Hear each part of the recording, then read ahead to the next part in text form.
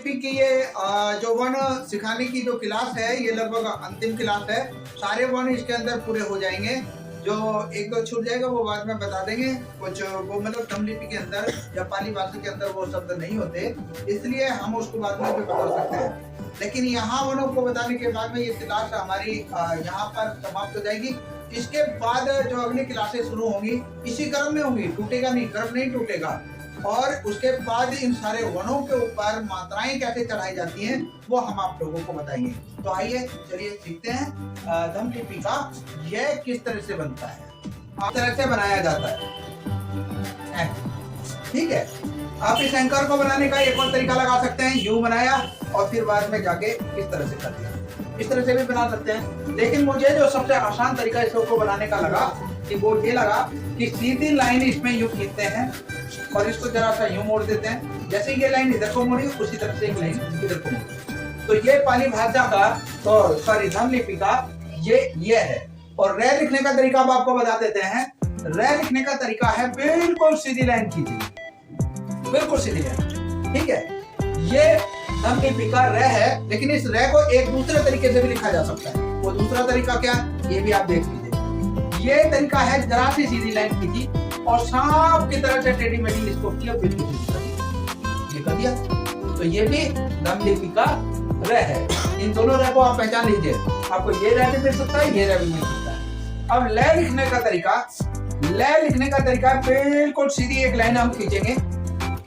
यूं हम बिल्कुल सीधी लाइन खींच रहे हैं और इसको यूं घुमा दिया और यूं सांप के फन की तरह उठा दिया। ठीक है, ये जो यूं खींचा और सांप के फन की तरह से उठाया। और देखिए ये जो सांप का फन जो उठा है वो राइट टू लेफ्ट उठा है।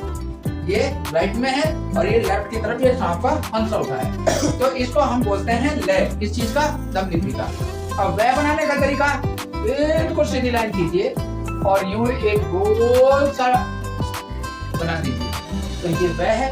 आपको थोड़ा सा कंफ्यूज हो सकते हैं। कंफ्यूज किस बारे में हो सकते हैं? क्योंकि जो हमने खे खरगोश बनाया, खे जो बनाते हैं हम ये, उसको हम इस तरह से बनाते हैं। तो ये और ये जो सिमिलर लग सकता है। और एक और बात, जो हम छह बनाते हैं, छह क्षत्रिय जो बनाते हैं, उसको भी हम जो सीधा लेते हैं और इस तरह से बनाते हैं। तो ये मिले जुले से आपको लग सकते हैं। लेकिन आप पहचान कर लीजिए, इसका ना तो ये ऊपर से मुड़ा हुआ है, ना ये छह की तरह बना हुआ है। तो बिल्कुल अलग तरीके से बना है। आइए अब अगला वाले को हम सीख लेते हैं। इनका कंफ्यूजन आपका हमने दूर कर दिया, इसमें आप कंफ्यूज हो सकते हो। ठीक है, अब आते हैं हम शय पे। शय लिखने का जो तरीका है वो बिल्कुल यूं करके हम यूं एक बार और लिख के दिखा देता हूँ। यूं सीधा लेंगे और यूं जरा सा इसको यूं मोड़, इसको यूं मोड़ के जब हम यूं मोड़ेंगे और उसके बाद हम इस तरह से लाइन खींचेंगे। ये देखा, ये लाइन यूं खींची तो ये लाइन यूं। कर्व देखिए आप, कर्व किस तरह से बनाया जाता है। तो ये स है और है बनाने का तरीका है और ले में आप चकरा सकते हैं। आपको कंफ्यूजन हो सकता है। जब आपसे ले लिखवाया जाएगा तो आप है लिख सकते हैं, है लिखवाया जाएगा तो आप ले लिख सकते हैं। क्यों? उसका कारण जानिए। क्योंकि ये सीधी लाइन हमने यूं खींची और इसके अंदर ये जो नाक का पंखा जो हमने उठाया, बिल्कुल इसमें भी ऐसे ही उठता है और इसमें भी। दोनों में अंतर क्या है? इसमें तो क्या है कि हमने इस तरफ को नाक का फन बनाया, यानी राइट टू लेफ्ट बनाया, और इस तरह हम क्या करेंगे, लेफ्ट टू राइट बनाते हैं नाक का फन। अब ये जो है इसे ड बोलते हैं या क्या बोलते हैं, मुझे मैं इसका उच्चारण नहीं जानता। ये बताते हैं कि पंजाबी भाषा में ये, इसके बारे में मैं जानता नहीं। और अगर आपको इसके बारे में कोई जानकारी है तो आप कमेंट बॉक्स में बाकी लोगों के साथ इसे शेयर कीजिए। लेकिन इसको लिखने का जो तरीका है वो मैं आपको बता देता हूँ। वो इस तरह से इसको लिखा है, ये इसके लिखने का तरीका है। तो आज बड़ी खुशी के साथ ये दम लिपि के जो पहले स्वर हमने कंप्लीट किए थे, आज की तारीख में हमने ये व्यंजन भी कंप्लीट कर लिए।